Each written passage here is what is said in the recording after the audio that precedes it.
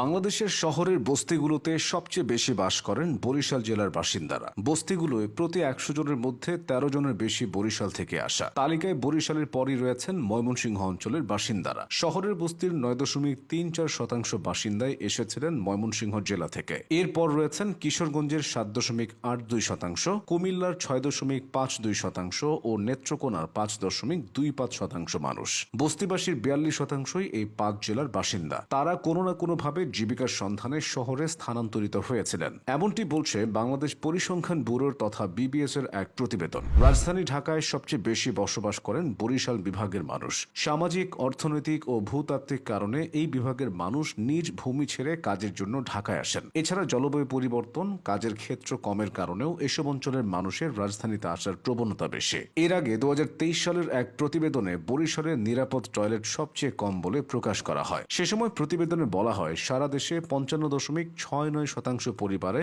নিরাপদ টয়লেট বা শৌচাগার সুবিধা রয়েছে। এর মধ্যে সবচেয়ে কম ৩৭.৯২% রয়েছে বরিশাল বিভাগে। এই পরিসংখ্যানগুলো দেখে যে কেউ ধরে নিতে পারেন বরিশালে দরিদ্র জনগোষ্ঠী বেশি। কিন্তু বাস্তবতা কি বলছে চলুন জেনে নেওয়া যাক। ধান, নদী ও খাল, এই তিনে বরিশাল। জাতীয় কবি কাজী নজরুল ইসলামের ভাষায় বাংলার ভ্যানিস খ্যাত এই জেলার সৌন্দর্য এভাবেই ফুটে উঠেছে। দেশের খাদ্যশস্য ও মাছ উৎপাদনের অন্যতম উৎস বরিশাল। বাঙালির অনেক কীর্তি ও কৃতিত্বের সঙ্গে জড়িয়ে আছে বরিশালের নাম। মহান নেতা শেরে বাংলা একে ফজলুল হক, কবি সুফিয়া কামাল, কবি জীবনানন্দ দাশ, চারণ কবি মুকুন্দ দাস সহ আরো অনেক কীর্তিমান জন্ম নিয়েছেন বরিশালে। একটা সময় উন্নয়নের ছোঁয়া থেকে বঞ্চিত দক্ষিণাঞ্চল অর্থাৎ বরিশাল বিভাগ এখন অনেকটাই বদলে গেছে। শিল্প, শিক্ষা, অর্থনীতি এবং রাজনীতিতে দেশের অন্য কোনো অঞ্চলের মানুষদের থেকে কম যান না বরিশালের বাসিন্দারা। বাংলাদেশের ইতিহাসের অন্যতম ২ মেঘা প্রজেক্ট পদ্মা সেতু এবং পায়রা বন্দর গড়ে উঠেছে এই অঞ্চলকে কেন্দ্র করেই। ফলে